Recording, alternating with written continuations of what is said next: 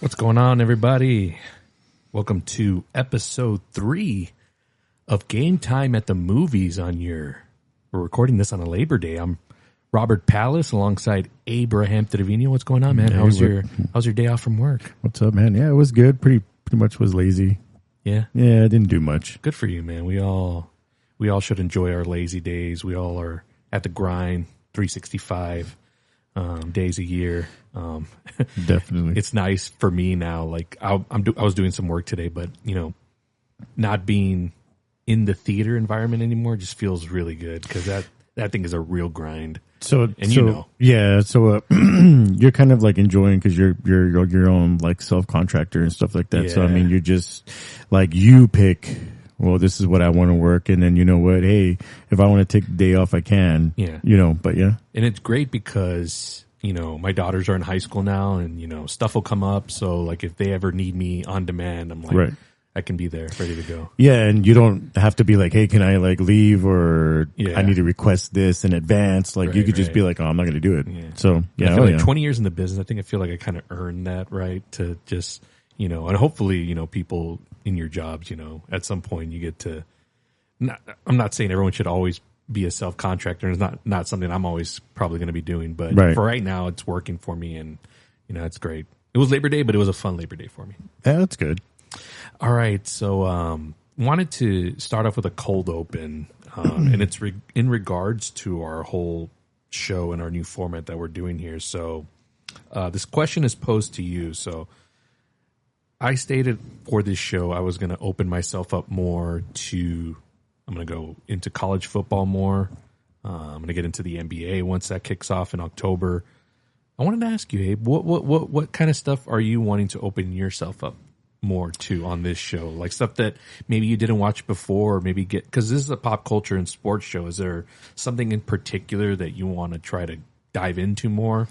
I want to be more about movies. I worked in the movie theater, but I wasn't like as knowledgeable as like you or anybody else. You know what I mean? Like I knew, hey, this is a big movie. This is what's going to do, whatever. But as far as that, like more of like projections, like, or box office, like I want to know something like that.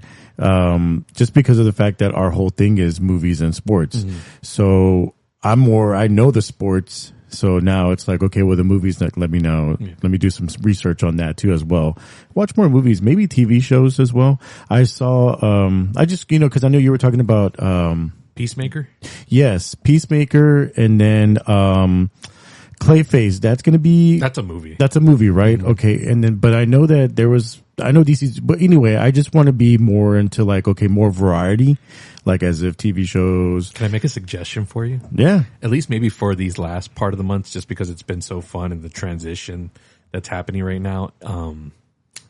You got to get in on, I don't like to gatekeep. I like to welcome a lot of people into this. And I know you mentioned maybe down the road doing an episode with some of your buddies, but professional wrestling is super fun to get into. Right now we're in the final months of the John Cena farewell tour. Right. And they're doing a lot of these international crowds. They just had a premium live event, which is what we called pay-per-view. They had one yesterday. It was from Paris, France, and 30,000 people, and the crowd was insane. It's almost like a soccer type of crowd, all these different chants. And, John Cena now, for the first part of this year, was playing a villain role, which he had never done. Yeah. And it didn't really work out. So now he's back to like, the people just, giving him admiration and his flowers. And it's really great to see. And it's all going to culminate in December on Saturday night's main event, which is a show that usually airs on NBC, but it'll be a Peacock exclusive, and that's where he'll have his final match. We don't know who it's going to be against, but these last final months of John Cena, I think you should get in on that. I think you would enjoy it. A lot of theatrics, athleticism, and you're a sports guy, and they're about to move into ESPN, so that may be something you want to dive into. I think it's super fun. I'm not saying you have to watch every single show, but like, if you can get into like the premium events, like their first one for ESPN is going to be on September 20th. It's going to be called WrestlePalooza. I think you would enjoy that. So it's going to be airing on ESPN now. It's not like, what is it, like USA or something like that? Or is that something different? Because I know with wrestling, like I know of wrestling, but I just don't know because I know there's USA. All over the place it's all now. over. So I can tell you, so right now, their Monday Night Raw, their flagship show every Monday that airs on Netflix. Right now they're overseas, so their show aired at 1:00 today our time. So while I was delivering, I just had it on in the background so I could hear it. It's just crazy times we're living in now. Yeah. Because usually when they would do international shows, we would just see them back in the day. We would just see it here on tape delay later on the USA Network. But now they're on Netflix. They can go on whenever because they're global. Right. SmackDown, which is their Friday show, they're on the USA Network. They got their NXT show, which is kind of like that third brand, but they're more developmental. It's like the guys that are almost there right before they get to the main roster. Right. They're on the CW. They're on Tubi. They got shows there that you could watch. And then of course Peacock has their library of all their classic content. So like if you wanted to watch Rock and Stone Cold, right, WrestleMania, you could watch all that on there whenever you want. So they're dipping their toes into everything. So it's an exciting time if you're a wrestling fan. But just a suggestion. I'm not telling you should, but I think it's a fun avenue that you can get into. Well, no, I do. I mean, I used to watch wrestling like maybe about 10 years ago. I was into it, because my roommates they were into that stuff, and that's how I knew of what's that guy? Gosh dang. He just had like give me a clue and I'll figure it out. The Viper. Randy Orton. Yeah, still there. There you go. Okay, man. I liked him a lot. Yeah. But anyway, yeah, I got into that and then it kind of fell off. But yeah, I do want to get back into that because I do want to do a pod with you, and then of course another guest and then get into depth with that. And in October, I do want to do that event. And I mean, I would like to see a live event on that, but yeah, All Elite Wrestling coming here in October. They're going to be at the Techport Arena, which I've never been to. It's more smaller, but it's not as high a price. So let's say WWE is coming to town. I probably wouldn't recommend that just because right now their prices are insane. Yeah. It's almost in the vein of going to a Taylor Swift concert. Like it's insane. But AEW more affordable. So once we get closer to it, I'm sure there's going to be tickets available. We can schedule that on the docket and talk about it. Definitely. Cool, man. So that was what I wanted to ask you as a cold open. We got a lot to cover here. It's NFL week, folks. We're finally here. Man. A couple days away from kickoff. We're going to do a lot of NFL heavy today, but we do got some movie stuff to talk about. So Abe, you're going to guide us here on our itinerary. What do you got? What do you want to talk about first? Yes. I was looking at the top 6 box office of the weekend of this weekend, of course, the 29th through the 31st. And I'll go 6 down. Okay. Number 6, they have the Fantastic Four at 4.8 million.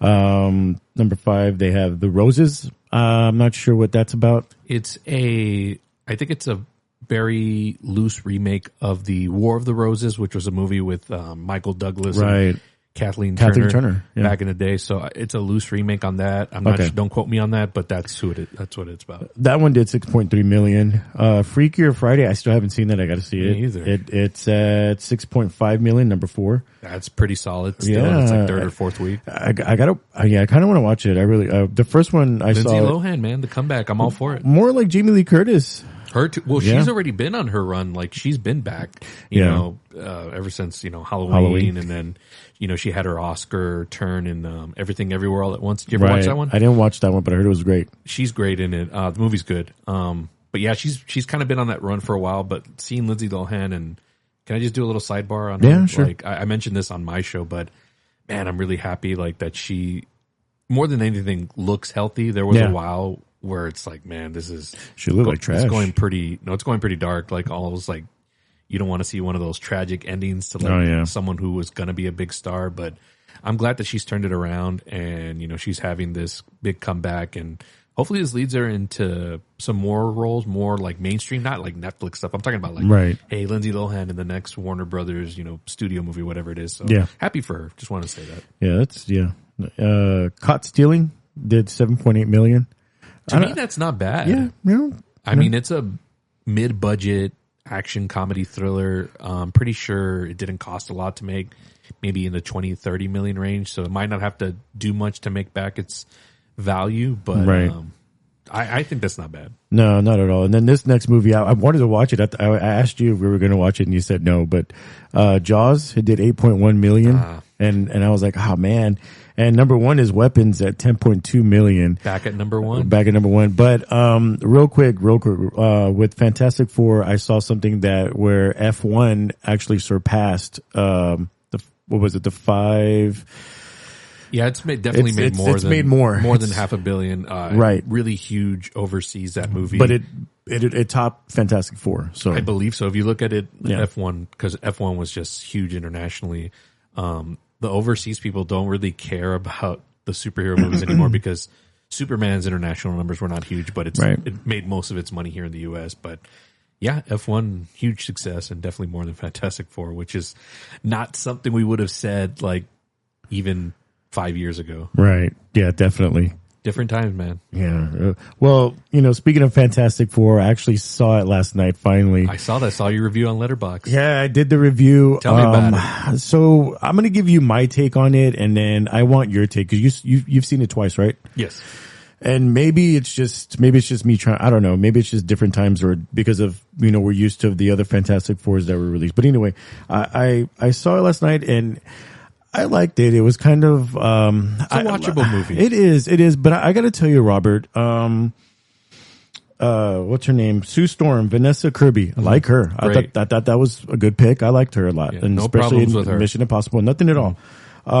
Joseph Quinn as Johnny Storm. I liked it. He was fine I liked also. it. No problem with him. I thought I was going to have a problem with him, but he was fine. Yeah. No. He was fine. And then there was Ralph. Well, he played Galactus, but, Ebon Moss, he was the thing. And he was funny. I liked him, but he kind of reminded me of, that guy that plays Red Guardian. David, the guy from Thunderbolts? From Stranger Things. And Black Widow, yeah, David Harbour. He sounded like him when he was a thing. But anyway, the one thing I had, Robert, and I felt like so these stars that they got, these characters that they got, I mean, they're up and coming, right? And stuff, and they had small roles here and there. But Pedro Pascal as Mr. Fantastic, I don't hate him. I don't hate it at all. I wish it was somebody else, because they got a whole bunch of, not well known actors. They're known. I just think for a movie like this, you need a star who pops, right? Yeah, he's a good actor. He is. I don't have anything against his acting ability. Mm-hmm. He's great in The Mandalorian. Right. He was great in Eddington, which that's a movie I think you should watch. It was a movie that was out this summer, didn't do anything at the box office, but he just didn't pop here. And I think for a movie like this, you need I'm not saying you need a Robert Downey Jr., but you need someone on the level that's got a little bit more charisma than he does. And I didn't, like I said, I didn't have a problem with it. I just, I don't know. The part where they're stretching him, where Galactus is stretching him, and then I was like, I was laughing most, but it was a good movie. I didn't even know that Julia Garner was, the Silver Surfer. And, that one, it was a good character. I mean, it wasn't bad. So overall of the film, it wasn't bad. I just kind of felt like, I don't know, Robert, because I don't know the whole, like I told you. So my whole take of Fantastic Four, like I've told you before, I see them more as like supporting heroes than lead. But that's how they're not positioning them that way. Right. Yeah. So that's the underwhelming part, I guess. Right. But I mean, they just, the main audience does not care about the Fantastic Four. No. And that was one of my reasons back when I did that pod with you and your brother, was I said, like, how many times can you burn the audience? Because they've done it with Terminator and Alien and Predator. Right. And this is the third time you were doing Fantastic Four on the big screen. And I'm like, the audience is telling you something. And, the first ones that they did, or second version where it had Jessica Alba and Chris Evans, like those movies did okay for their time, but they weren't like super memorable either. So the audience was just kind of like whatever. Yeah, I was just kind of and like I said, I don't know if that was part of the whole thing of like when they had a baby. Like I just didn't know if that was, I don't know. And I know they're not trying to go 100% off of the comics or the timeline of the comics, but I was just kind of like, the baby, and then now the baby has, powers, and then Galactus needed that baby because for him to stop feeding or something like that. Yeah. I don't know, but either way, I wish there was a little bit more of Galactus, but I understand that this is a build-up. So, well, the thing was, I was always, and again, I'm not a major diehard like you either. I'm just more of a casual. Mm-hmm. But the way I was sold on Galactus was like he was this almost like on the level of like a Thanos, maybe greater. Right. So that's I was sold on him. So then seeing him in the movie just kind of like this, and it just, I mean, nobody ever dies in these things, but right. I thought he was going to be a bigger deal, or this would have been like the whole lead up to something, like a bunch of movies that lead up to Galactus or whatever. So I don't know. I was really underwhelmed by that. One of the positives that I did like was that it was a little bit more standalone-ish, and it wasn't filled with a bunch of like, oh, hey, it's so-and-so for this from this other movie. It was kind of set up in its own little world. Oh, right. Up until like the end credit scene. But other than that, I did like that it was self-contained. What I did feel it was missing more of was a lot of that humor, that spread out humor, kind of like Guardians and the first Ant-Man movie, even Iron Man to an extent. I feel like a lot of the jokes here felt flat. Like they just weren't delivered and they didn't hit. Like what they could have used more of was the guy that played Mole Man, Paul Walter Hauser. Oh, anytime he was on screen, I was like, give me more of that guy. Yeah, he was funny. I feel like there was probably more of him, but that they cut out, because if you could tell this movie was, you could tell they cut out a lot of stuff, including the stuff with the Thing. Right. And that little romance story he was having. I feel like there was a lot there left to be desired, because it was just, they started it and then it just kind of went nowhere. Yeah. Yeah. So, and then it went into where, I get that. I just felt it was very middle of the road. Like it wasn't, the movie could have been a lot bigger than what it was. Yeah. But I do like that with Sue Storm, that when she did her power, that I forgot what it's called, but she didn't bleed. Like with Jessica Alba, she was bleeding when she would do her little thing. Yeah. Here, like she kind of defeated Thanos, or she was like, doing this force and all woman, all powerful. I liked it right there because, like she wasn't bleeding. Like I like that part. They left that out. With Johnny Storm,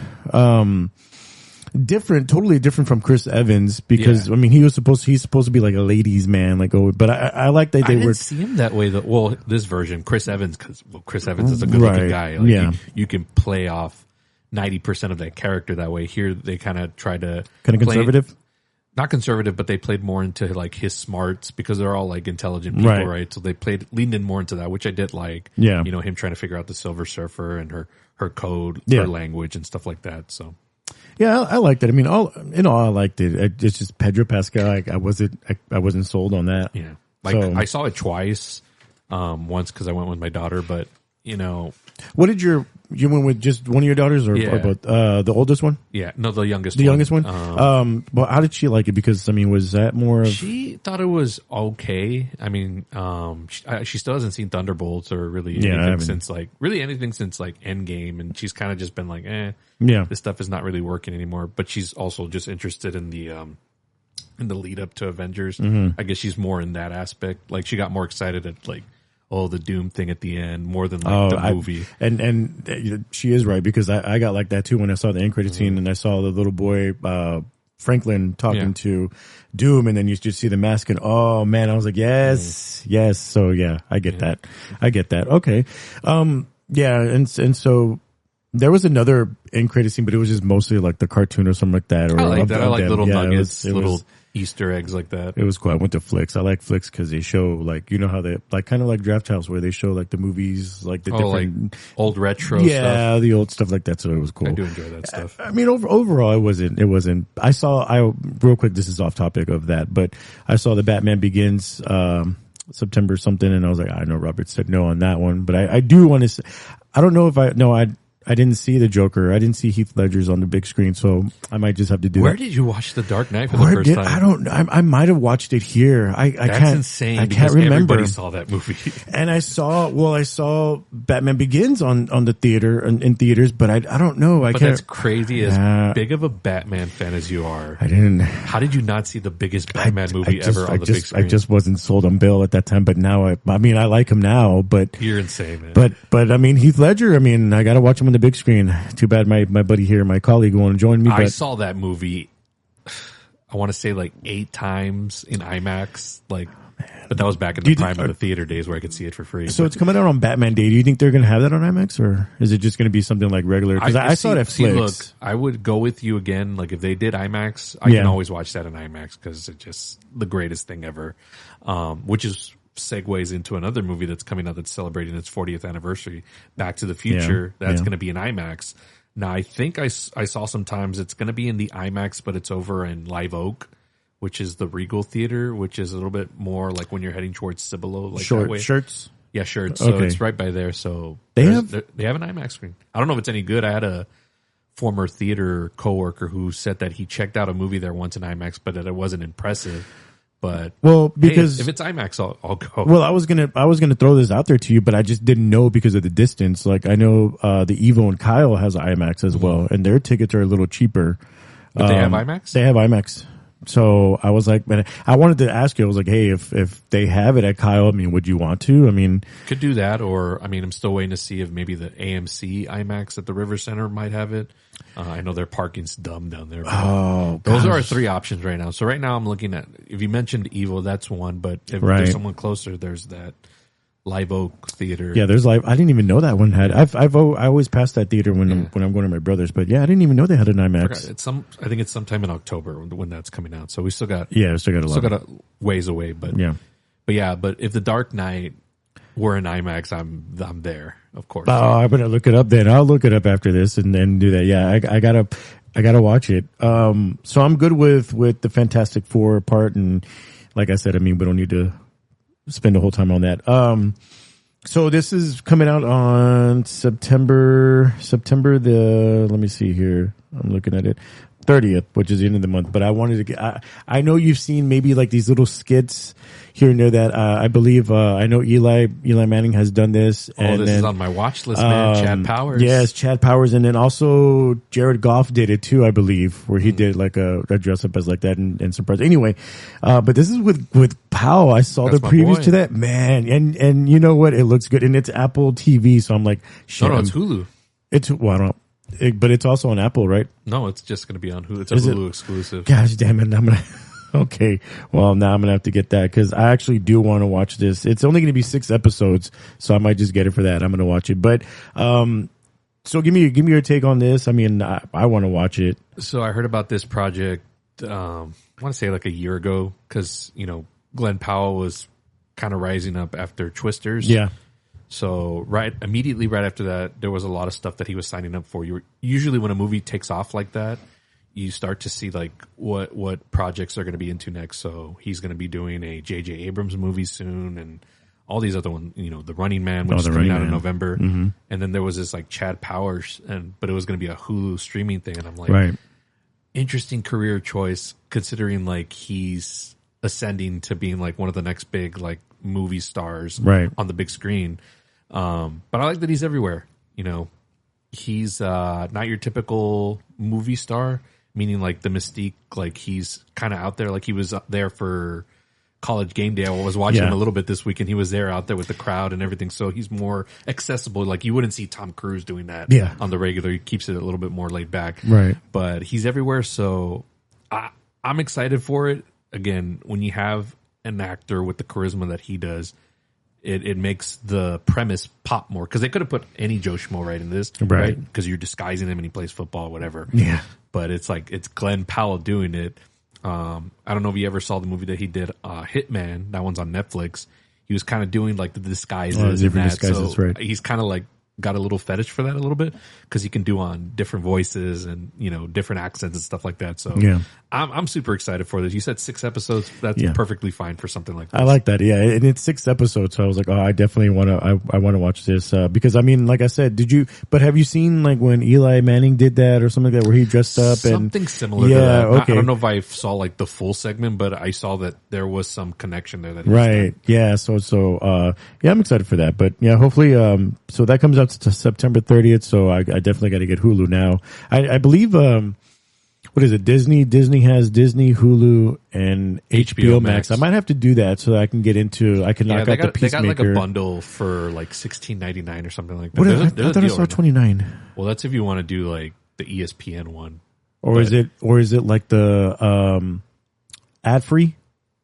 That one's ad free. I think the $16 one you're going to have ads, but I mean, let me get your take on it because I mean I have like Prime and then I have I have YouTube TV and then I have I believe Peacock. So would it be worth going all in and doing ad free? I mean, or is it just better? I mean, it doesn't really matter, or it depends like what your patience is with ads. So like I was doing the lower tiered version of Netflix for a while. I watched WWE Raw. It's mainly what I have it for. And I was kind of getting a little frustrated with the ads because they go on for like 3 minutes and stuff like that. So you know what? Let me just Let me just pay a little bit more, and plus I'll get the 4K version of it. So it just all depends on what your budget is and also just your tolerance of ads. I mean, it's not like they're all over the place, because even during the Netflix, when I was watching like whatever, say like Arrested Development or something, maybe like a couple of ads and then you can watch the show. Or I wish all of them would do it the way Prime does it, because I have the Prime version with ads, right? And it'll play like your commercials really before, and then it's like your movie will play after these ads. Yeah. So I'm like, okay. So they should all follow that strategy, I think. Well, I need. Well, I mean, I'm thinking of doing that because I just like I said, HBO Max has like the shows that we were talking about. So and then Hulu. Well, I don't know how. I think Hulu, if it's only going to be 6 episodes, I'm going to say they're going to drop them weekly. So you're really only going to have it for like maybe a month and a half, 2 months. Yeah. So just maybe do the lower tier version, and I'm sure they offer like a free, 30-day trial or something like that. Yeah, and then that way I can knock out the Peacemaker because I do want to watch that.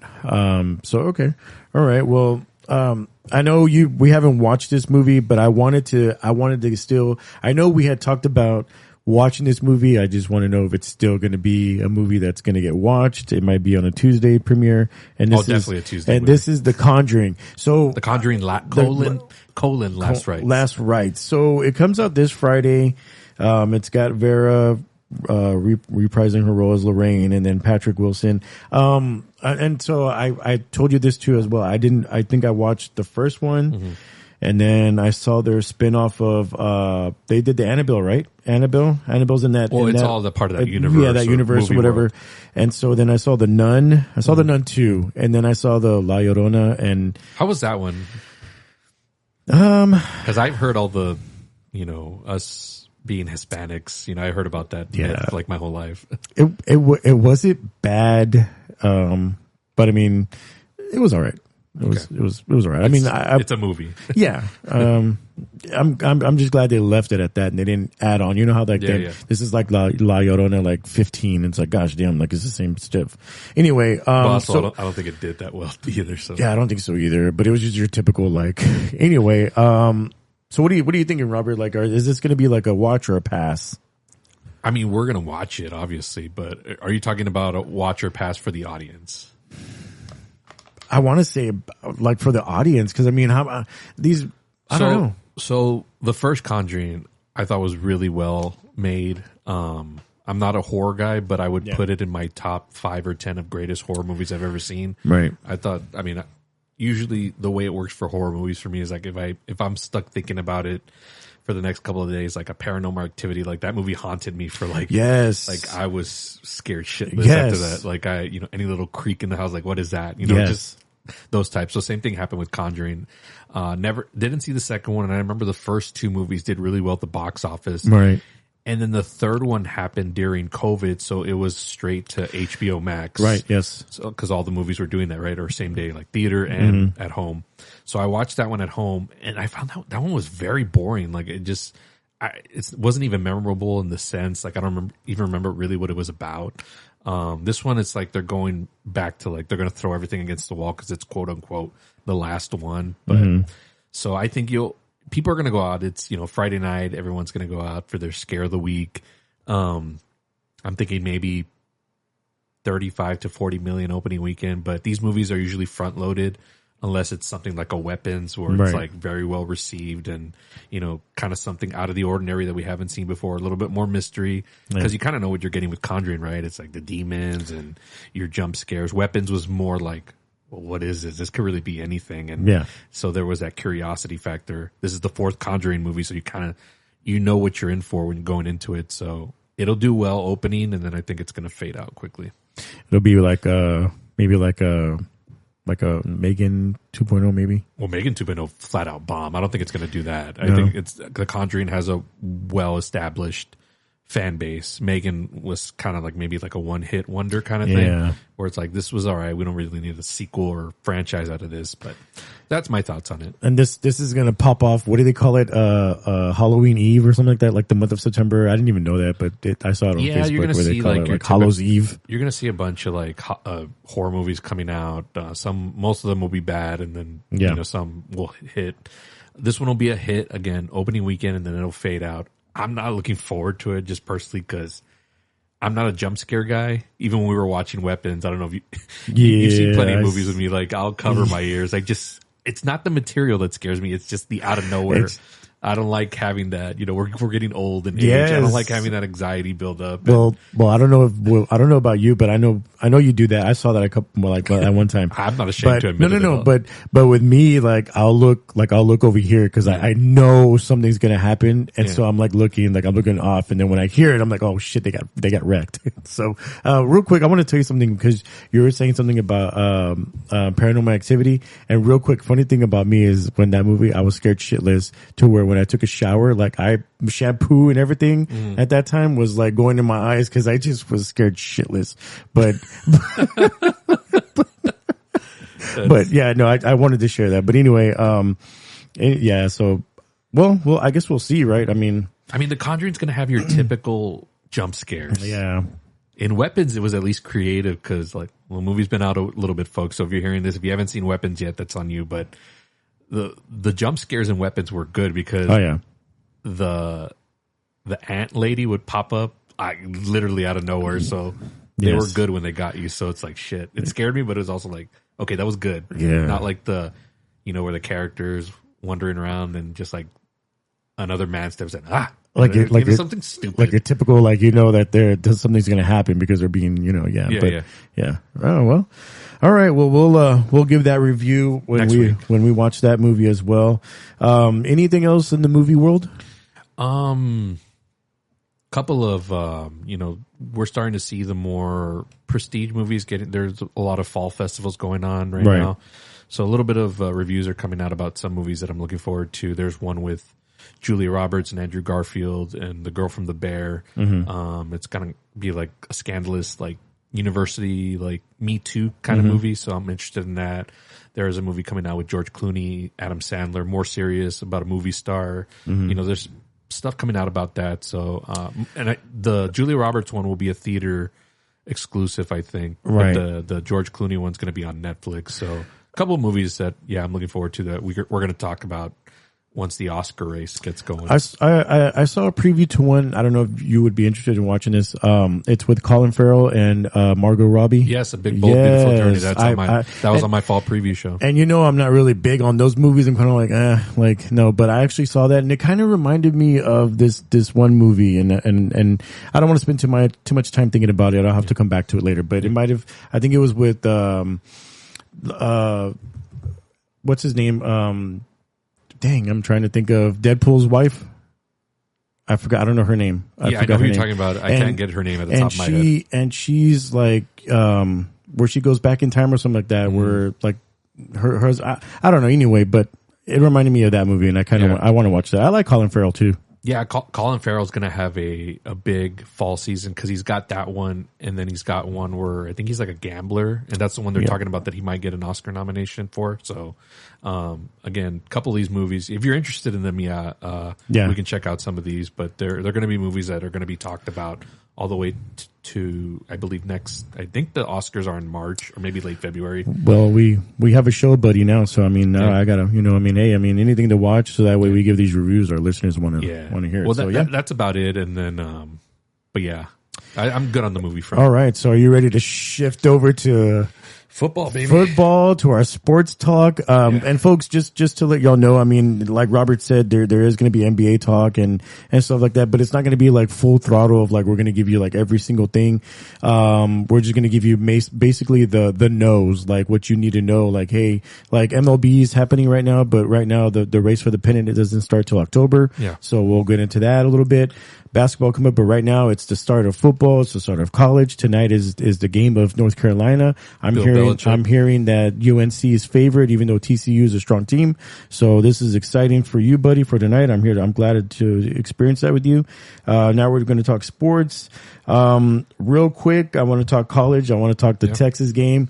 I know. So I saw this little thing or this post, and it said for Arch Manning, and it said short lived, and it had him, May something of this year, 2025, and then August, what was it, August 29th, where his Heisman. Oh, like a rest in peace. Yeah, thing? like a rest in peace for the Heisman stuff. And I was just like, and I was kind of like, gosh, damn. But it was one game. Right, but this is how the media is. And we know this. Like, I've always hated this. I hate the pre-crowning of stuff. Right. Like, people already, I'm kind of guilty of it a little bบbecause I'm like, oh, the Cowboys have picks now for next year's draft, for the draft after that, and you can be in the race for Arch Manning. But well, I want to add on to that, but first, so Matt Patricia's debut on this one was, and I got it right here. It's 7 points allowed.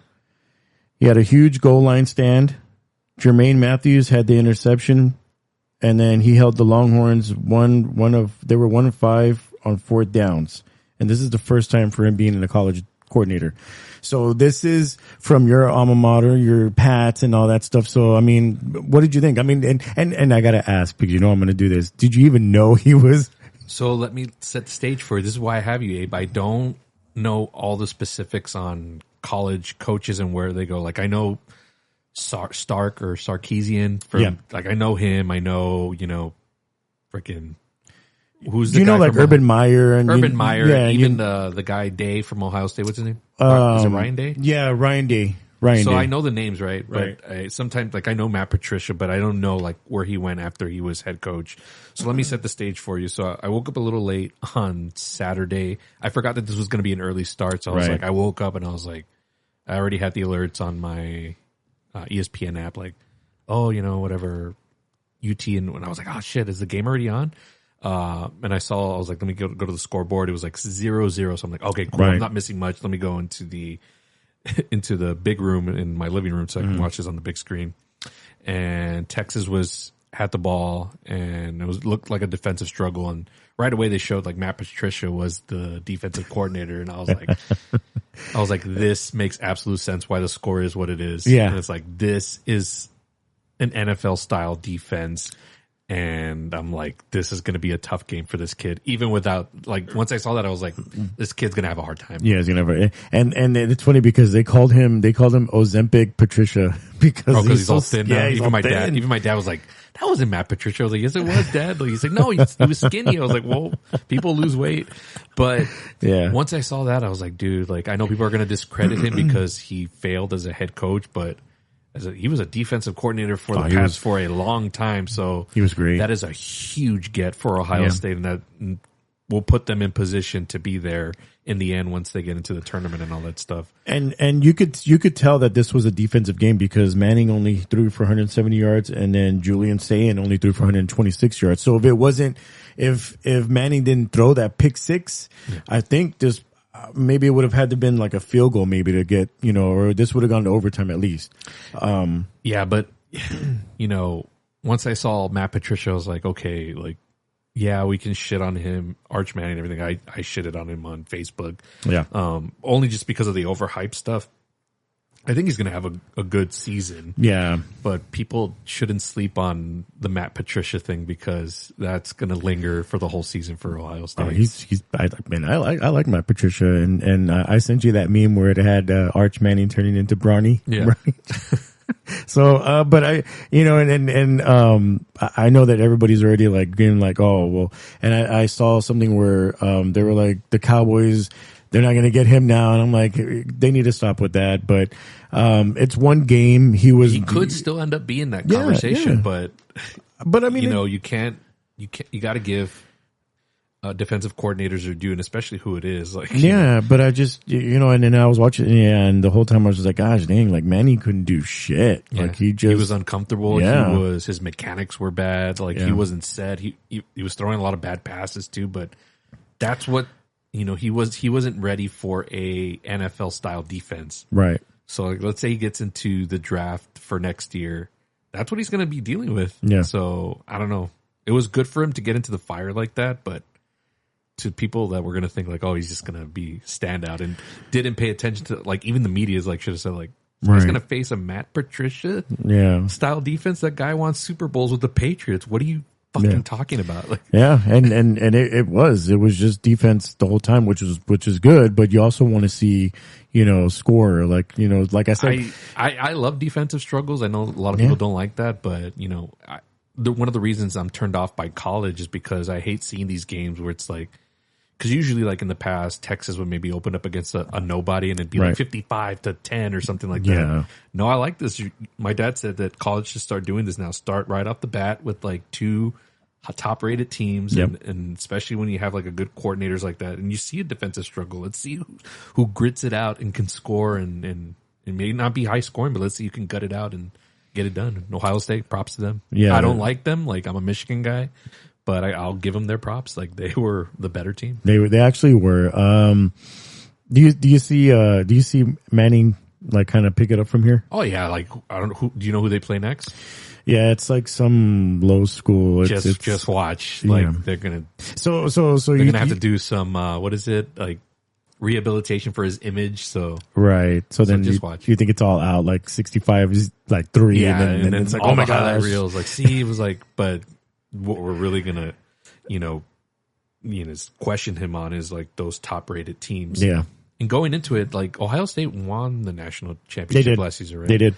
Why were they ranked 3 and not 1? They were ranked 3 because they lost a whole bunch of their stars to the draft. Right. So that's why. So they lost a whole bunch of their. But that's weird though. Shouldn't you at least give the champion respect in that aspect to at least give everybody else? Okay, whatever. But I think whoever wins the title should at least automatically be ranked first. 1. I mean, that's just my opinion. That and I agree with that too. Like, I feel like they should have been ranked 1, and then they get, whoever can take them off of that, then they deserve to be number 1 or that next team. But yeah, no, it's because they lost a bunch of their star players to the draft. So yeah. The other big story was Alabama. Yes, right? Didn't they? Yes, they got their butt kicked. They got taken out too. Who did they play? They got taken out. It was like an upset though, right? It was. Because they hadn't.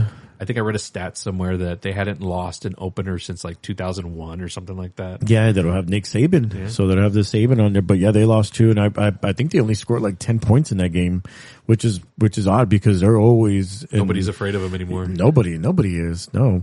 And then a couple of like top 10 teams they lost some of the games as well. So Miami as well. I like them, Miami Hurricanes. Is that the one? Did they play yesterday? And that guy had a crazy catch. Yeah, kind of like an Odell style. Yeah, catch. Like an Odell, like an Odell Beckham, and everybody was like, "Oh my gosh!" And that's going to be his whole career. That highlight. Don't enter that Jadeveon Clowney vortex where your whole career is made off of one play. You hate the Clowney, man. Can I give that hot take also about Odell Beckham? Like, his whole career is based off of that one catch. It really is. It really is. I mean, the one against Dallas. Oh right? wait, I take that back. Is it the one against Dallas? Yes, but he won a Super Bowl, right, with the Rams but he got injured, right? He got injured but mid. He's still part of that team. And that was against the Bengals. And man, Robert, I know you and I we were texting back and forth, and I was like, yes. And then, gosh, damn it. Anyway, but yeah, Odell. I think he's on the Dolphins now. I don't think he's anywhere right now. I think he's still trying to get into a team. Gosh, so I thought I saw him on the. He'll end up somewhere, but I don't think he's anywhere right now. But he's not like who he was, and even when he was who he wasn't like dominant, you know. So, which is leading us into the big. Were you good with college on that one? I think so. Yeah, I just wanted to mention. Actually, can I just throw out the? UTSA did lose too. Oh, did they? My favorite. Maybe we go check out a UTSA game. I want to. My favorite meme, back to the Arch Manning thing real quick. Oh, yeah. There was a Sopranos. I don't know if you've ever seen the Sopranos, but there was one of the uncle where it's like, my nephew dominating, like not on my watch. It's like, it was like pretending the uncle was Peyton Manning. That was my favorite meme. Great stuff. Oh man, poor kid, man. Anyway, he'll bounce back. I think so. I'm not really worried. I'm not worried about anything. I'm not worried. And you know what? Also, like, sorry, go ahead. I told my dad, I was like, dude, they overhyped him and all that stuff. Right. But then I was like, I don't feel bad because like every 1 or 2 commercials he was on it. So he's getting his ad money. So I'm not worried about him from like being a successful because and he has the Manning name. So whatever. So I don't know if you remember, like, well, I wasn't really big into college back then, but now they get like, they get money now. Like the NIL, I think it's what it's called. So that's why it's like, sometimes it's not really, you don't have to rush into the NFL because you're making exactly money. Because you're making money. So it's just I think that's good overall because then you'll have, like, once you do enter the draft, you've at least have 4 or maybe 3 years if you don't play your freshman year, like, experience of playing. So let me ask you that, bouncing off of that. So so this would be good, right? Because instead of them being like, well, shit, I did badass this 1 year. I'm ready. I'm going to go to the NFL so I can make the money.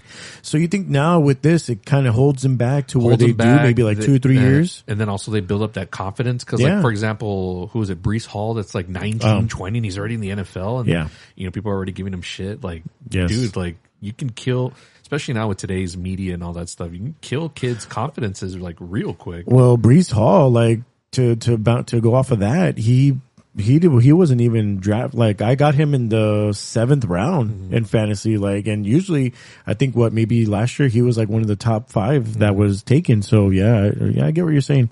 Anyway, good stuff on the college stuff. I'm good on college. We'll have more of that, folks. We just, like I said, we're not going to go into too much depth with certain stuff like that, certain sports, but just highlights, just the highlight reels and what you need to know. And here we are with the NFL, buddy. Like, oh, I am so excited. I had this one doof text me and tell me, hey, Conjuring on Thursday night. And I said, fuck no, dude. I'm watching the Cowboys game. I'm watching this. This is NFL. I've been waiting. Yesterday was the last Sunday for no NFL and I'm freaking ready. So anyway, we're going to this. In the past on our old show, we would do a whole bunch of games rundown. We would do picks. Now we're going to do it differently because it's you and I. We're going to do our top 3 games.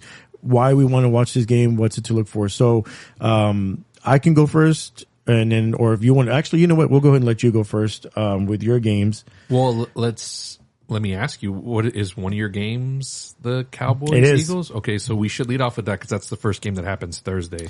So if you want to lead off with that, I'm cool with it. Okay. Cause all my games are on Sunday. So I want to talk about our match, like our 3 games, and then I still want to, go in depth more with this whole Micah Parsons because I was listening to Colin Howard. So you're the somewhat Colin Coward of our show. So I want to get I still want to talk it over a little bit because I did hear some more stuff about it. Sure. And I know you don't really care about because of Micah Parsons. Well, Cowboys, it's NFL news. I care. It is, but I want your take on this. But anyway, so we're going to dive into the Cowboys versus Eagles. The reason why this is one of my games that I'm looking forward to is because now there's no Micah. Okay. Mm-hmm. So the Eagles were preparing for Micah this whole time, right? How to stop him all that. So, my thing is now there is no Micah.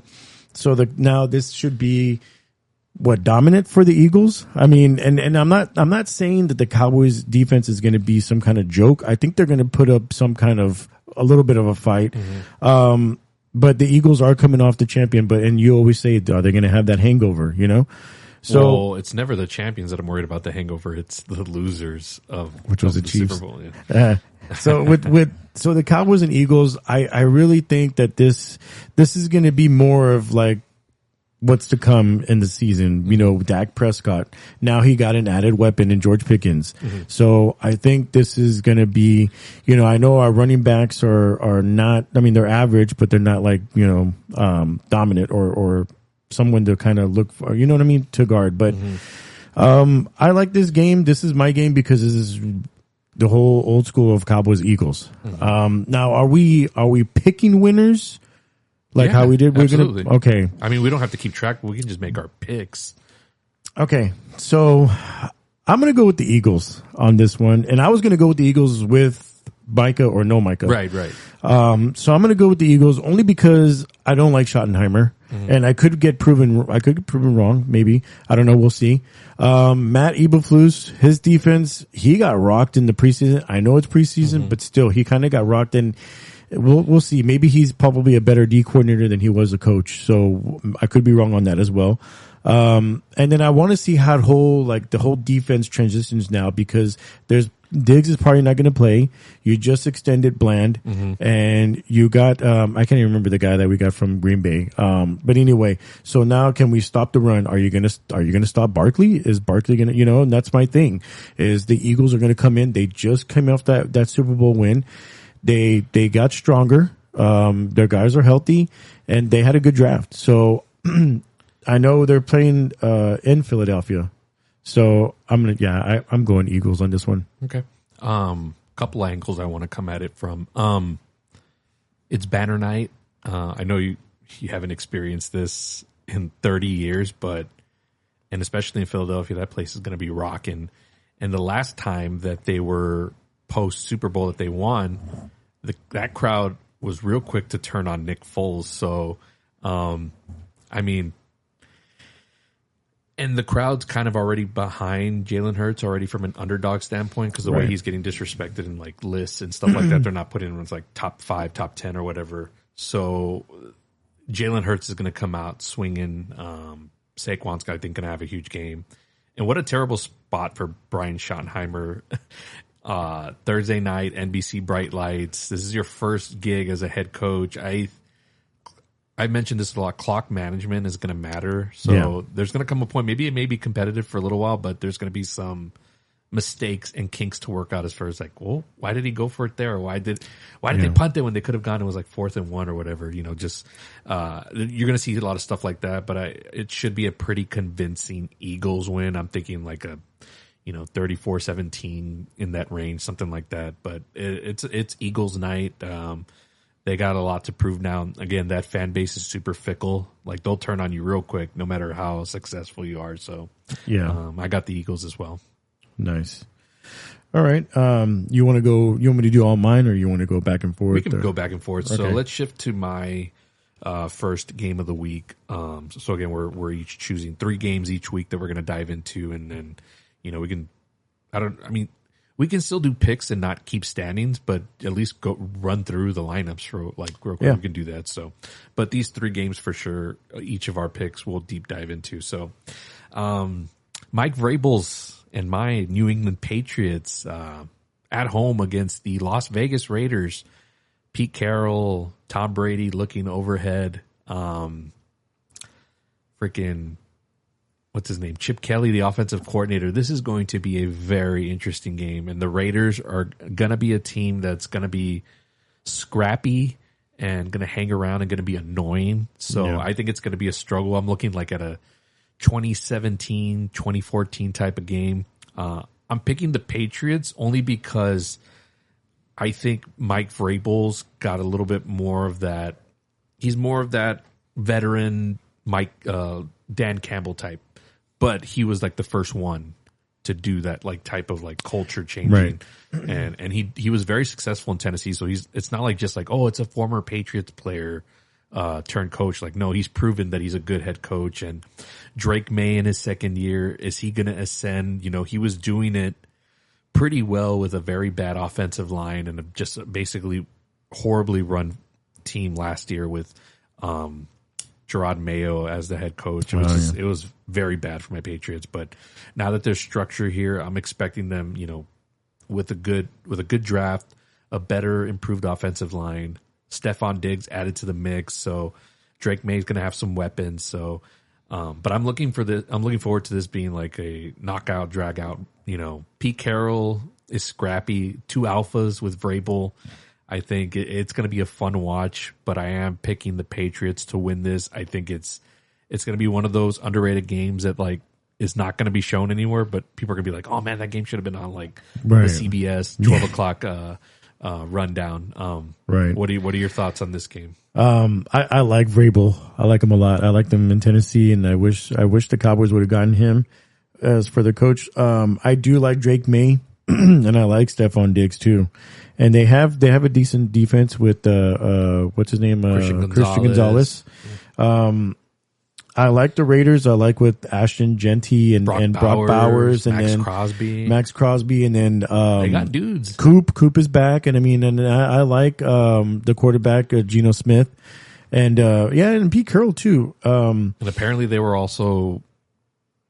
They were one of the ones interested in Micah Parsons. So Tom Brady's making moves. Like, you think he's not involved? You got another thing coming. He's heavily involved. Can you imagine Micah and Crosby? I'm going to go Pats here just because I like Vrabel. I like the guy a lot, and I like Drake May, and I think he didn't do bad last year at all. No. And so now you have him in second year, and he's got a better coach, and so he's got. Josh McDaniels is back, and yes, you can say again, same thing like Matt Patricia. You can say whatever you want about him being like a shitty head coach, but that guy was an offense. this is how good Josh McDaniels is as an OC. Remember that first year of Mac Jones? They made the playoffs. Yes, and exactly. He was really good. Yeah. And then you saw like what happened when they took him away. When they took him away, so right. Coordinators matter, and this is going to be a huge plus for Drake May. Yeah. So what's the coordinator? McDaniels, right? Yeah. Yeah. So it's Abe Rabel and Robert McDaniels. You're going to see some creative plays. I'm super excited about this team, and I think it's not going to be a blowout. And I think the Raiders will kind of hang in there for a little bit. Yeah, I think so. And I won't even be shocked if the Raiders win, because I think they're going to be that kind of team where there's going to be teams in there that are going to take them lightly, and they're going to be like, oh shit, like, watch those Chiefs games. Yes, they were close last year.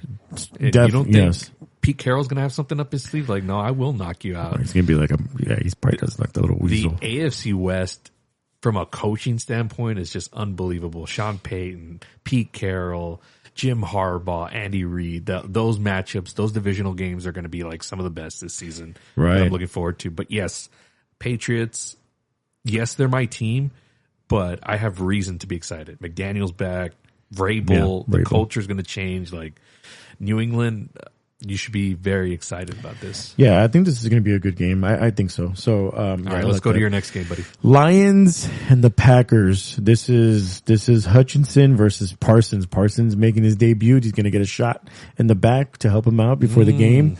And this is going to be I feel like who's at home? Green Bay. Okay. Yeah. So, but yeah, this is going to be like defense, kind of like the Texas Ohio State game, kind of where who's like it's defense. I think it's going to be defense in the very beginning. I agree with you there, only because the Lions lost Ben Johnson in that play calling. So yes, I do think Green Bay, I say, has a little bit more of an advantage because they're at home. And they got a young, scrappy defense, and now with Micah, so well, and also Aaron Glenn is no longer there too in Detroit. I think their defense will. It'll still be good, formidable. Yeah. So I think it'll be defense in the very beginning, and then I think at some point one of them's going to get tired out, and then one of the offenses are going to get into gear, and they're going to go ahead and score, and then that's who's going to win the game. Who do you got? Goff. I like Goff. I mean, I love to, but I got to go with the Lions here. Campbell. Okay. Campbell's a dog, and I got to see. And even with Micah, with the addition of Micah, Green Bay, but I'm going Lions. I'm going Packers. I think from a schematic standpoint, why am I blanking on the Matt LaFleur will have a better offensive game plan. And I think this game comes down to an interception turnover, which I think Jared Goff on the outside, playing outdoors in Lambeau, will get Green Bay the victory here. And as we mentioned last week, Green Bay now firmly in the Super Bowl bubble. But again, they also got to show us too. Jordan Love was pretty injured last season, so I don't want to give him a pass for that because, you're a quarterback in the NFL, Tom Brady played with broken ACLs and ribs and all that, and he's won Super Bowls with that. So I don't want to hear it as far as like, oh, he was, not 100% or whatever. And Brady didn't have like a top one receiver, right? So it's the same thing here with Green Bay though. They still don't have a true one receiver, but they got a lot of depth. They do. So we'll see on that one. Good game, bud. So yours is going to be the Steelers and the Jets. Yes, Aaron Rodgers, swan song season. This is probably it for him as far as like his career, unless they win the Super Bowl, because then you might keep that itch. But I really do hope that he has a good season because he was a rival of Brady's during their prime, and of course I was always like rah Brady, but yeah, I enjoy watching Aaron Rodgers, and when he was at his peak, and he was throwing Hail Marys and all that stuff against the Lions and the Cardinals. And I'm like, dude, this guy is such a marvel to watch, Yeah. I know he's not at that physical prime anymore, but I really do hope he has a good season. And I think Tomlin will give him that structure. The last two coaches he had, what was it? Freaking, who was the coach last year for the Jets? So it wasn't Saleh was the first year. Saleh was the first year, and then he went to San Fran. But then I forgot who came in, and it was just like it was just no better. I can't remember. We'll have to look that up. Yeah, I got to look it up now. You know what I mean? But now he's going to have a tenured coach, right? Who won't be afraid to tell it to him straight. You know, it doesn't look like he's running the show here like he was in New York. So he's going to have to deal with his OC, which is was it Arthur? Not Arthur Smith. I forgot who the coordinator is there, but he's going to have to contend with him.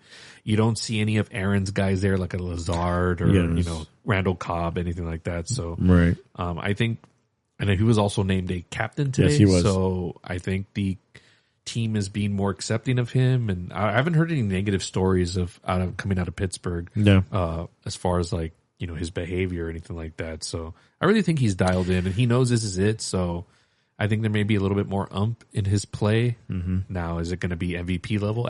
Absolutely not. But I'm hoping anytime he's on screen, and I bought the Sunday ticket deal because they have something going on. So I'm going to be able to see most of his games, and I just really hope for something good from him. Just you know, I think they're going to be like a 8-8 team, 8-9. You know. I don't think they'll make the playoffs, but it'd be great if they did, just because it's Aaron Rodgers.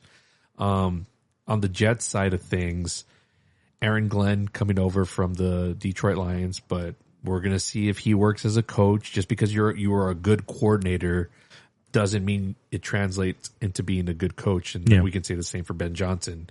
You know, are you a culture guy? You know, that's why I think Vrabel's going to work because it's a culture guy. That's why Dan Campbell worked.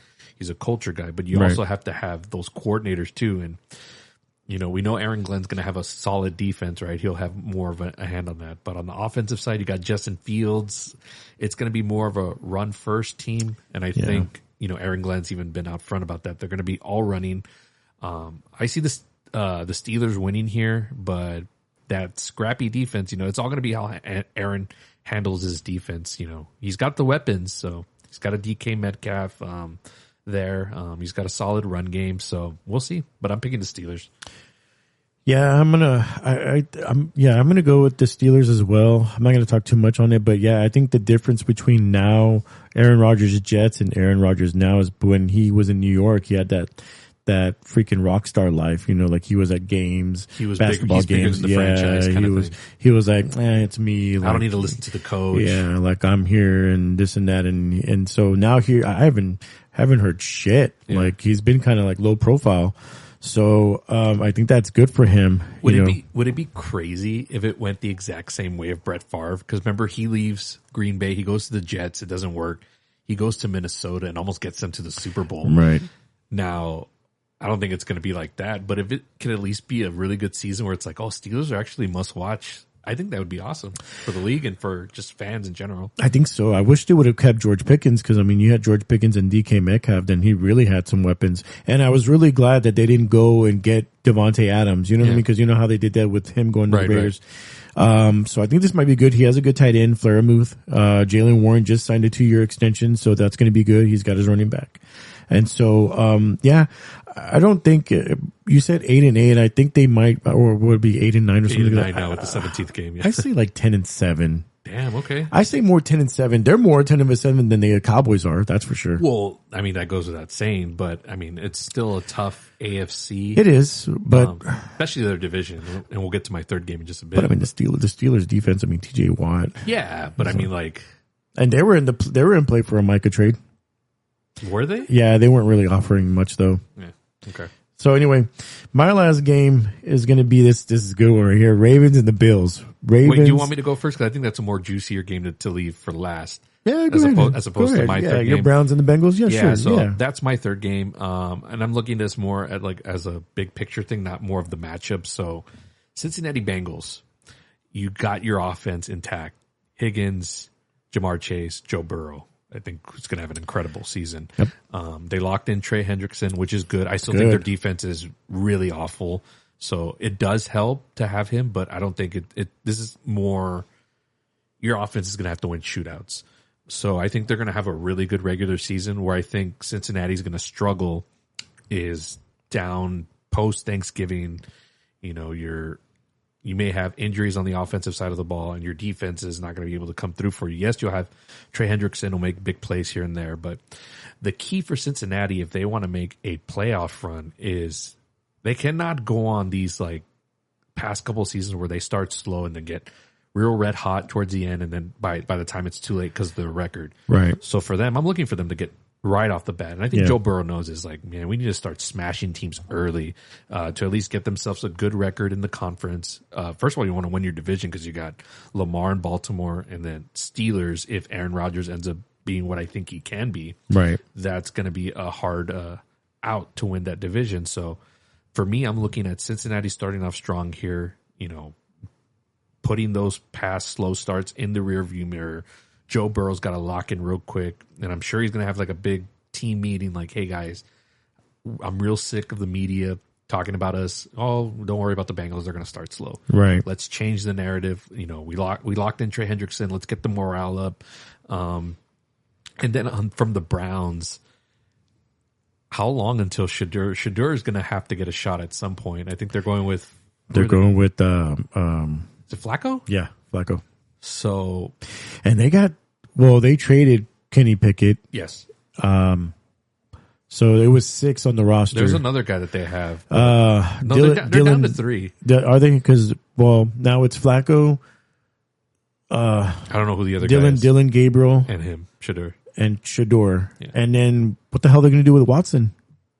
Well, he's still on IR. Well, yeah, he is. But I mean, like, are they keeping him too? I mean, I guess you kind of have to, right? I think they'll cross that bridge when they come to it. But I mean, we got to think about right now, like how long until Shedeur? Because let's say Flacco. Let's say the Bengals go up like 30-10, and it's like early third quarter. Like, are you pulling Flacco and like let's get Shedeur in there just to get him some reps? Or I know he'd be third on the chart. But so it's Flacco, Dylan Gabriel because he had a better preseason than Shedeur. So, but that's going to be lingering with the fan base, right? Because I think the fan base wants Shedeur to work out. Yeah, Robert, but you drafted Dylan Gabriel first, and you drafted him high, and then you got Shedeur. So I'm like, I know, but it's just I know. I get what you're saying. Shit run franchise, but that's going to be lingering.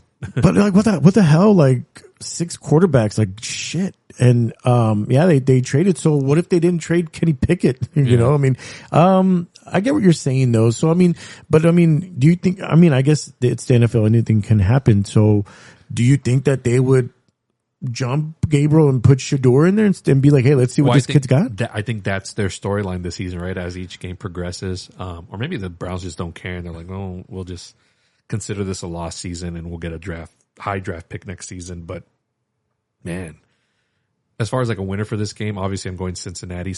Big. They're going to start off strong because they got to change that narrative real quick.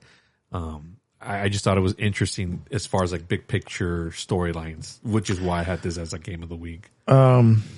I'm going to go with the Bengals because the Browns are just a mess. I know it's a divisional game, but throw that out the window. That doesn't I don't know because they got Myles Garrett. That's it. That's it. And he was just about the money, obviously, because he was like, and there was a whole bunch of him going to Denver and all that. But no, like it's a real shit. It's a real mess there. I wouldn't want to be GM, but I'm going to go with the Bengals here just because of the factors and it's Joe Burrow. So yeah.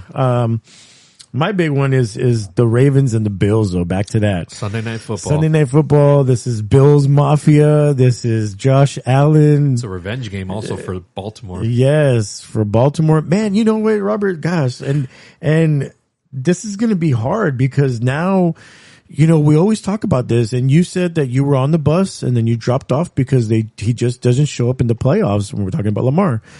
And it kind of seems like that's how it was last year where Lamar and Derrick Henry didn't show up in the playoffs. And it's just kind of like, is that what, and you're always saying like, it's never, who cares about the season? Like you get all these awards and all that shit. It's all about the playoffs, crunch time. Yeah. So, they're playing in Buffalo. It's a hard place to play in. Yeah.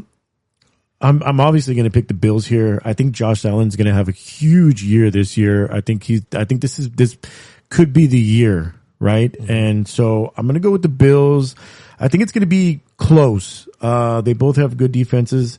I'm and I like Lamar a lot, but I got to go with the Bills here. I think he does something maybe to kind of get him back in the fourth quarter, and he'll do something to where fumbles or throws a pick. Oh, you think so? I think so. And I think this is where Josh Allen's going to drive it down. It's going to seal it. So I'm going to go with the Bills. And I'm not saying it's going to be a big blowout. I think it's going to be back and forth kind of until the end.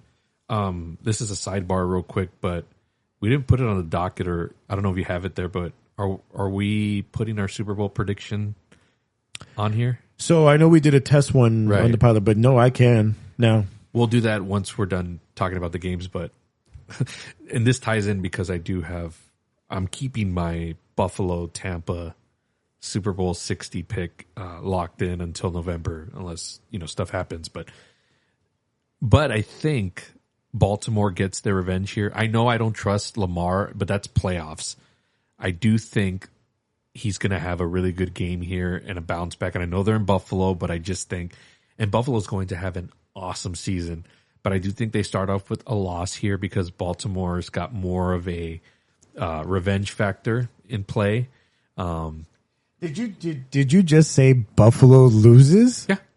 But then they're going to go on like a 10-game winning streak or something like that. So I'm not worried about the Bills. The Bills are going to be top. What was? Let me hear. What did you say that the reasoning why the Bills lose? Just because I think Baltimore's going to go in there a little bit more hungrier. They're pissed at the media.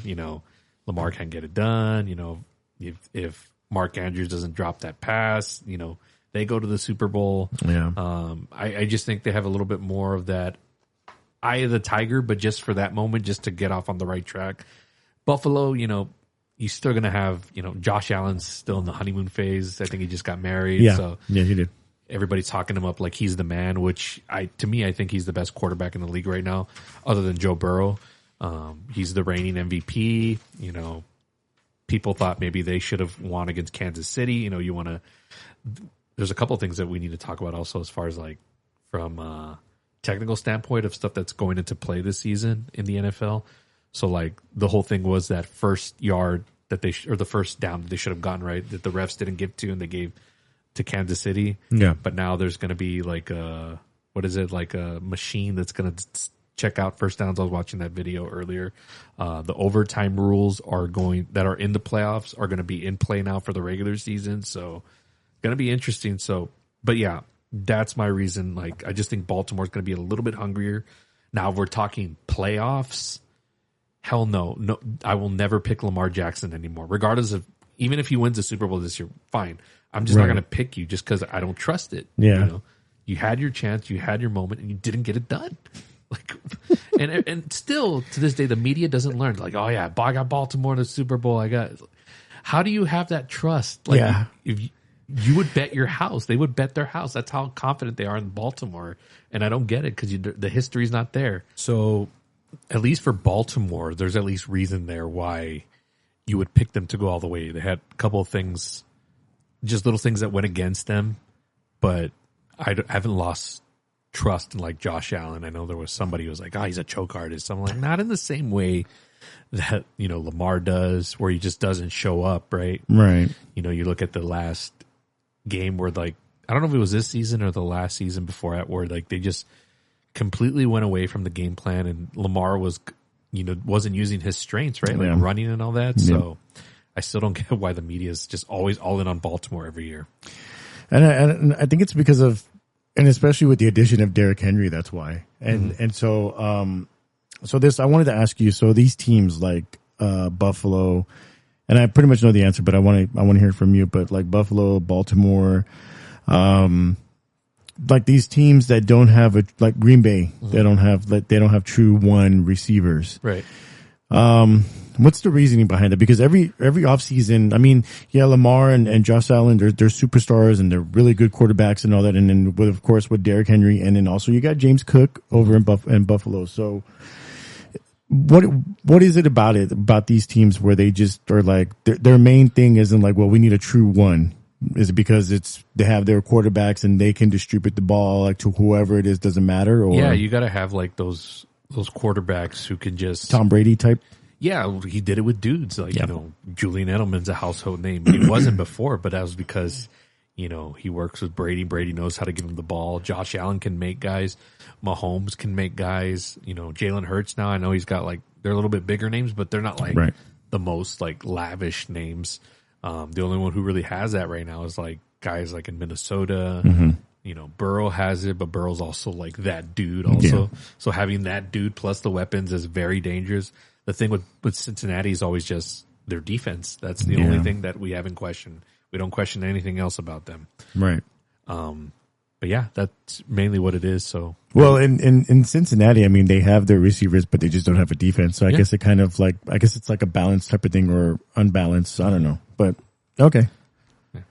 So that's it for our top 3 games. And you want to run through the rest of the games for? Yeah, I mean, we could just make quick picks. We don't have to really. So, but I know you don't have it in front of you. I have it. I'm just going to say the team. For sure. We already talked about Cowboys and Eagles. So now we're going to go on to Friday. It's going to be Chiefs Chargers. In Brazil. I'll go ahead and go first on this one. I'm going to go with the Chargers here. What's the coach's name? I always forget his name. Jim Harbaugh. Man, I think he's great. This is going to be, I think the media and all that's going to be about Travis Kelce and Swift and all that, to where I think this is Herbert's year. I feel it. He's got to get it done. He's got to do something. He had a terrible playoff game. Yes. Horrible. So I'm going to go with the Chargers here. Same. Jim Harbaugh, year 2, he's got the kinks worked out. I know they lost one of their receivers, Slater, I believe. Yes. But the Chiefs are also not with their own firepower. They have Rashee Rice that's going to be out 6 games. I don't think anything happened to Xavier Worthy, right? Because then, I don't think so. I don't think so either. But again, Super Bowl hangover. There's only a few teams where you can say that didn't never happen to. The Patriots were in the Super Bowl the year after they lost. So right. I don't consider the Chiefs in that level of that team. I think we're at the tail end of their little quote unquote dynasty. You think this is the final year for Kelce? I think so. Yeah. He's going to get married. He's got his podcast now. He has other ventures that he can get into. He's going to become more of a Gronk or doing stuff outside. Right. You see him now more in more commercials. He had a pretty decent part in Happy Gilmore 2 this summer. Right. So, he can land parts in Hollywood movies. So, okay. Yeah. But I think he has a bounce back season from what he had last year, but it ain't going to matter. Yeah. Okay. Yeah, I like the Chargers here. Nice. All right. We're all on board for the Chargers. Heading into Sunday now. This is going to be the noon game. It's the Cardinals and the Saints. You want to go ahead? Cardinals. You think Kyler Murray bounces back? Because I think he had a bad year last year. Well, yeah, but also the Saints. Just Kellen Moore, Spencer Rattler's the quarterback. Yes. They got a good defense, but their offense ain't crap. Yeah. Okay. Well, I'm going to go with the Cardinals too. I think Marvin Harrison Jr. and That's Murray. a smart pick. Yeah. I think they'll go ahead and bounce back this year. The next game we have is also on CBS. It's the Dolphins and the Colts. I believe the quarterback for the Colts is Daniel Jones. Danny Dimes. No, never call him that ever. Hey, real quick, Robert, and I'm surprised we haven't talked. Well, I mean, it's. You think the Colts are already? Yeah, they're done with Richardson. He had to have played badly if Daniel Jones won the starting gig. Because remember, Daniel Jones got benched last year for Tommy DeVito. Oh yes. So yes. I mean, I feel bad for Shane Steichen, the coach of the Colts, who I think he's a pretty decent coach, but he's been dealt a bad hand with, I don't think Richardson was part of his game plan. Yeah. As far as, cause I think he came in right when they drafted him. So yeah, they did. He did. So yeah, Colts, or let's see, who do I got? Who are they playing? They're playing the Dolphins. You still got Mike McDaniel, got Tua. And you got Tyreek and Jalen Waddle. Are they home? Or are they on the road? No, they're in Lucas Field. Yeah, it's still a stadium though, so I pick the Dolphins. I'm not going to go too much on this one. I'll go Dolphins on this one. Okay. Next game we've got is, we already talked Pats, Raiders, Steelers, Jets, Giants, and Commanders. This is still the noon game. I say it'll be scrappy, but I got the Commanders winning. They signed McLaurin, which is good for me. I got him in both fantasy leagues I'm in. Yeah. Actually, scratch that. I don't think I got him in our league.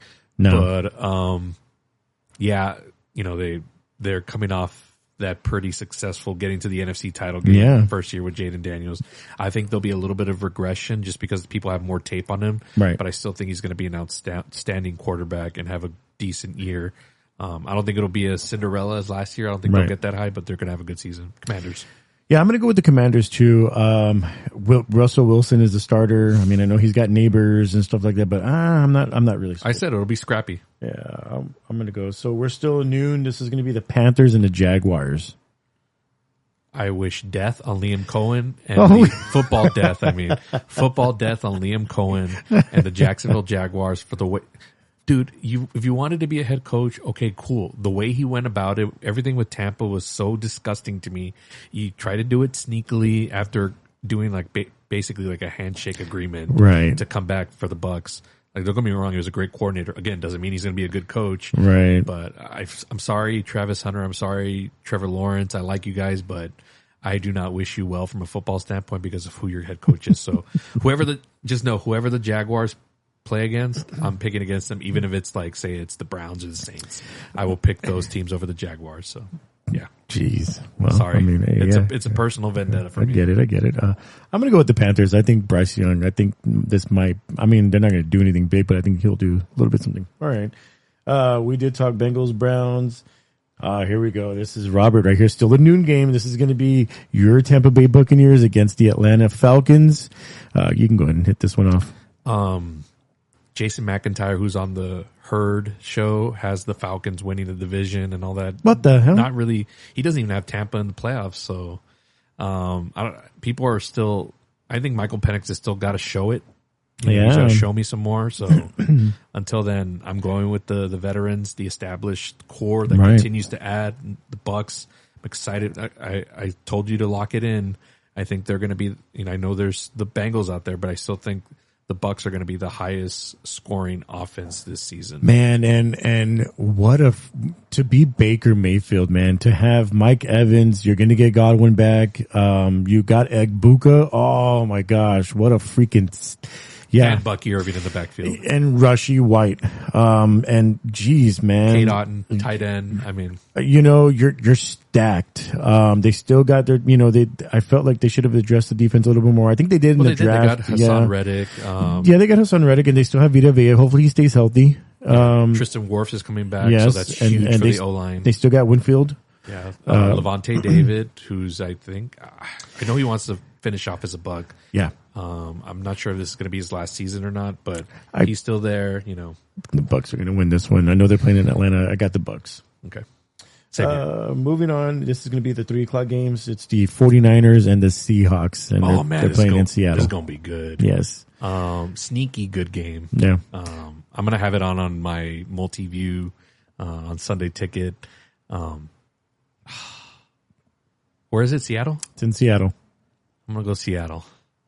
San Francisco's going to have a comeback season, but I like Seattle here. I think they're going to pull off a better defensive game plan against Purdy, and that coach is also pretty good. I like him. Ayuk is injured. Sam Darnold, and Cooper Kupp. Juwan Jennings, I believe, is also battling an injury. That's always going to be the thing with the Niners is the damn injury. The injuries. I know we can say that about any team, but with them, it's standoutish. I know you're going to get Kittle back and you're going to get McCaffrey, but man, I mean, look at everybody in fantasy. Nobody was quick to get Christian. No. I mean, now if he pops off, then great. He's going to win you a bunch of leagues and games. But there's also that other factor. It's a high risk, high reward. Nobody. And you want to know what else is funny real quick is that Justin Jeffries went first in my leagues that I was in. He went first, but I mean, is JJ going to be that guy? I don't know. But anyway, we can talk about that later. But, man, I got to go Seattle. I like Darnold. He was, and I hope it's not a fluke because, of him being in Minnesota, having the weapons that he had. It's also the coach that he had. Yes, that's true. I got to go Seattle because the defense is good. With the addition of D-Law, I think that's good for them. We got to look up who the OC is in Seattle because if he's at least decent, and maybe he's from like the McVay tree or whatever, then I think Sam Darnold will be okay if it's something like that. Right. Yeah. But if it's just like somebody who doesn't have a lot of success, then well, all right. Next game. This is another 3:00 game. It's the Titans and the Broncos. I'm surprised. That was going to be one of my games. This is going to be Cam Ward. He had a really good preseason. I liked him. I like him. Him and Ridley were connecting really good. Yeah. They were meshing.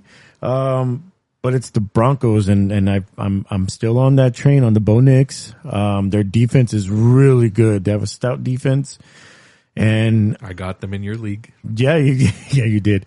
I'm gonna go Broncos here. They're playing at home too. I'm gonna go Broncos as well, and more from a coaching standpoint. Like, who's the coach for the freaking Titans? I don't have a lot of trust in that guy. So Sean Payton, year 2. Bo Nix. You know, I think it's going to be a heavy defensive game, but that offense is going to be able to put up some points. So Denver for me as well. Here we go. In the next, we already talked about the last one was the Lions Packers, Texans and Rams. The Texans are playing at Rams, and that Matthew Stafford back injury is the whole thing. That defense of Houston is also top rated. You know, we'll see as the season goes. I think C.J. Stroud has a bounce back season.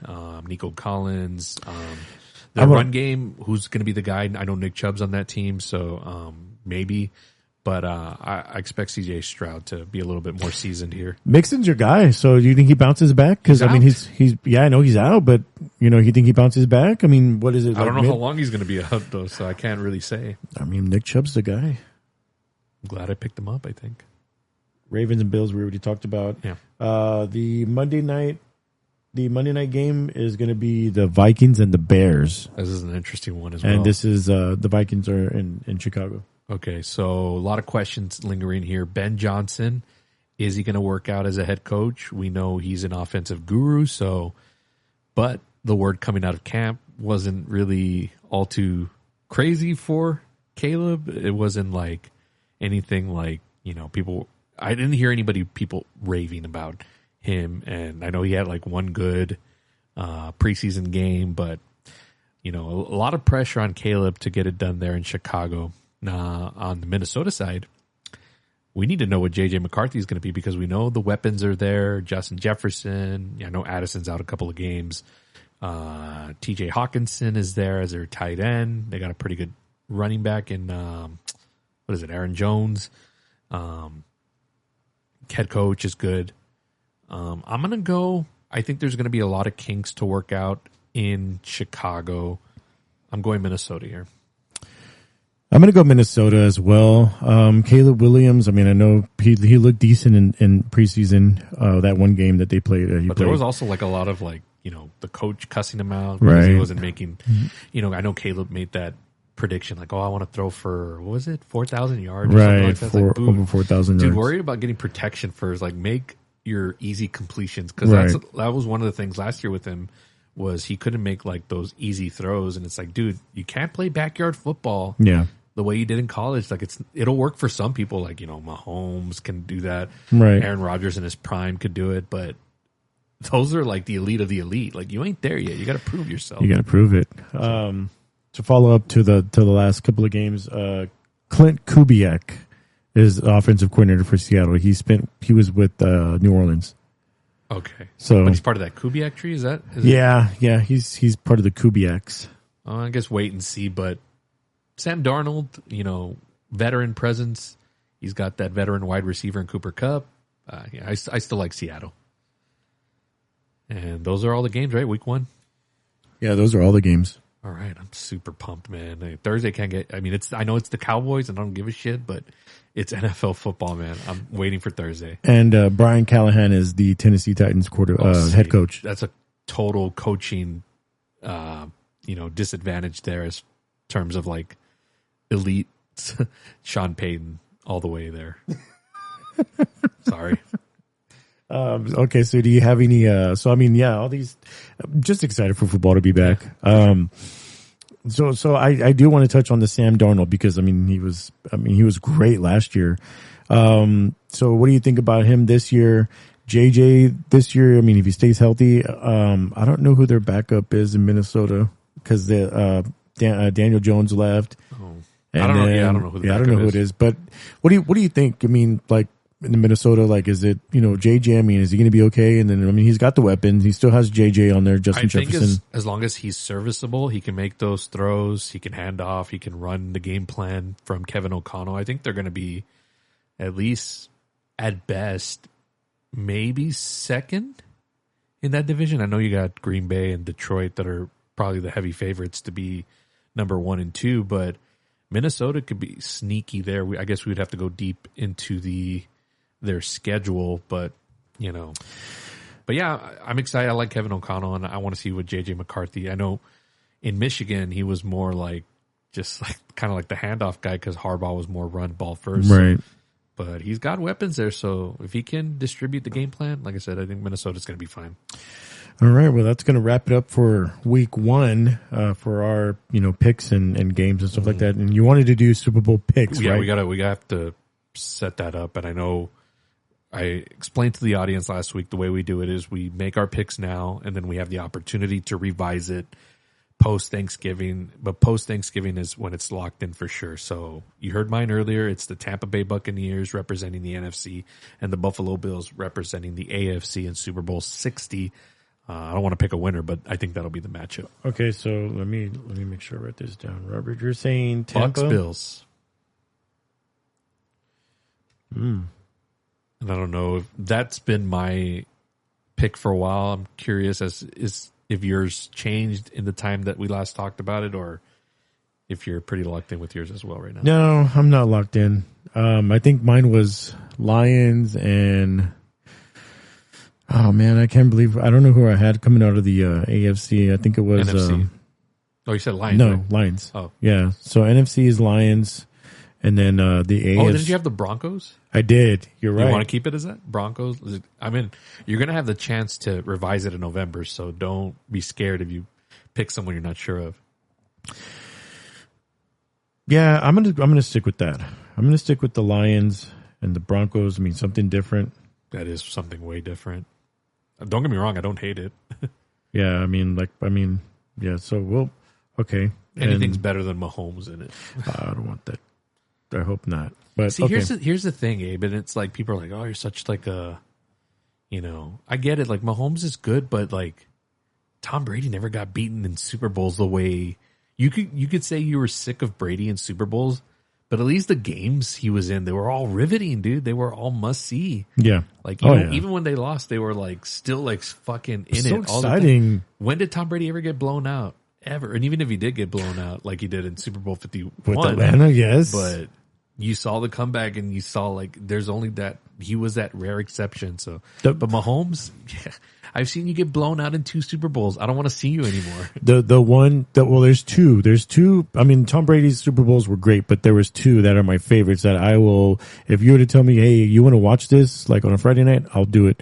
Is one of them is against the Eagles. They lost, but it was just back and forth. Oh my gosh. So it was freaking, I was like, yes, fuck man. Yes. Hell yeah. Every time. Cause Eagles would score and then Tom Brady would like just nobody punted in that game until the fourth quarter. No, it was just like, and oh man, it was so exciting. And then the Tampa Bay, when that idiot Mahomes was running for his life and that defense was just at him and he couldn't get past the 50 for the longest time during the whole damn game. And Tom Brady was just, and I believe that's the game where did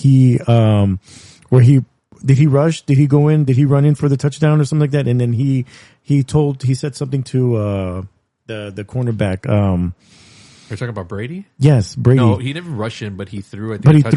He threw a touchdown to AB and then was talking trash to Tyrann Mathieu. Tyrann Mathieu, yes. Oh man, that game was just, yeah. Those are the 2 that I will watch over and over. Yeah. Even though one of them that he lost, but still, I don't know. I mean, the one with the Rams game, I think it was the conference right before the Super Bowl, where he played the Rams and they were making a comeback as well, and they almost would have gone in the Super Bowl if I think they came up short. Yeah, you know which one I'm talking about, and I was that's one of those I can't revisit just because it was heartbreaking. I was just like, nah, I can't do that one. But yeah, and a lot of people are just like, well, the Cowboys one where the Cowboys took them out of the playoffs, and I was like, nah, that's Brady at the end. That's a fluke. I mean, man. I'm glad I was there from an historical standpoint, but that was not a competitive game at all. I was like, that's a fluke. That was just, I don't know. But those are the two. Like Cowboys fans like jumping at the bit on me when that happened, but it's like, dude, that was like you were beating up on somebody that was just on his way out already. And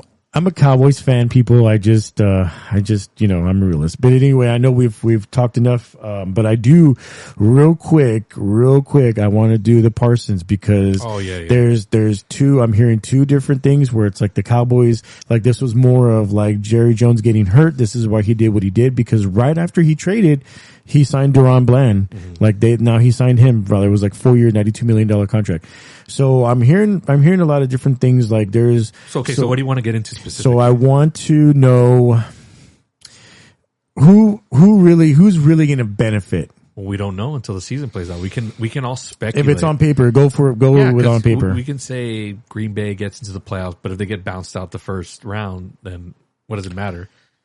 And I think nobody really benefits, because then if Dallas has a bad season and they're out, like, who cares? Yeah, but but they both cancel each other out. That's a possibility. That pick, I mean, I know everybody is like pounding their chest on the packs and all that. I mean, on the picks, but those picks could be like low end, or high end where it's like 28. We don't know. What if Jordan Love gets injured halfway through the season? Then we saw the backup that was in Green Bay, and he didn't do that bad either. Right, but let's say they end up with a sub 500 or record, and those picks end up being good. They're high. I'm just saying, we won't know until it plays out. We can have this discussion hypothetically, but we won't know who benefits until the season's over. He still has to pay all those taxes, though. I saw the breakdown of the contract, and I was like, oh gosh. But dude, I would still rather make that money. I don't care how much is taxed. 25 million? You're going to complain about making 25 million? Get the fuck out of here. No, I wouldn't do that. I don't want to complain about that. Hell no. 25 million? Set. Well, I guess we'll see, right? Yeah. The week 4 is going to be great, but yes. So is it? It's going to be a good one. For you? Maybe. If it's your narrative. Anyway, anything else on NFL? You're excited? Anything that you're... I'm just glad my dad told me about this deal about Sunday Ticket, because I didn't know you can get it like just separately without having to have YouTube TV. I always thought it was part of the package, but you can get the Sunday Ticket if you're a new subscriber. They're offering it for like $35 a month, 8 payments, and Damn. You can get and you watch the games on YouTube, because YouTube's obviously part of the Google and part of the YouTube TV, but you can get it by itself. You don't have to have YouTube TV. So it's $35 for what, like a month? For a month? For eight. It's like 8 straight payments. But once you decide on it, like you can't cancel it. So like I'm paying the $35 a month. Yeah. For 8 straight payments, and I get the Sunday Ticket. But I don't have to be subscribed to YouTube TV, so I'm not paying additional $80 or whatever a month. Oh yeah. So it's like that separate, like a separate app or something. But I didn't know that. Like I always thought you had to have YouTube TV to get access to it. Well, I thought you always had to have like Direct TV or something like that. It used to be like that, but now that YouTube has the rights to Sunday Ticket, you can buy it as a separate thing. That's pretty cool. I like that. Mm-hmm. If I wasn't paying like $89 for YouTube TV, then I probably would have gotten that. But okay, good. So we got the picks in. All right. So you want to plug in? I know we made. I saw the Twitter that you did, the X, and then I revamped the IG one. So now we have an IG. We have an X account. So on Twitter or X, I just converted my show's page to fit the Game Time at the Movies, because I'll be more active on it as the Game Time at the Movies is in terms of like my show. My shows run more on Instagram. That's where I do a lot more stuff. So I think it works out better. So you can find us on X.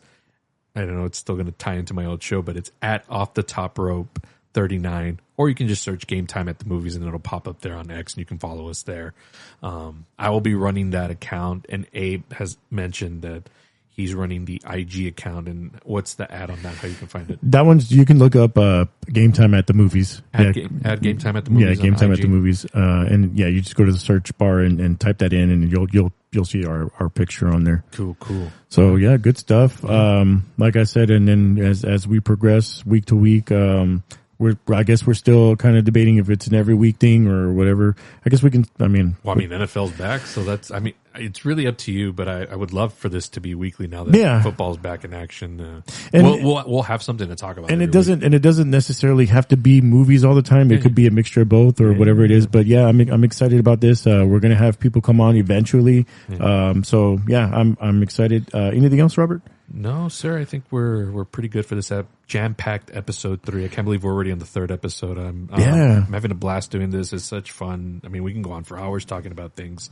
So it's going to be a real easy. It's going to be a real easy season to do this. So it's going to be a lot of fun. I'm excited. That'll do it for us today on Game Time at the Movies. I'm Abraham Trevino along with Robert Palace. Yes, sir. All right. It's been great. We'll talk to y'all next week. All right.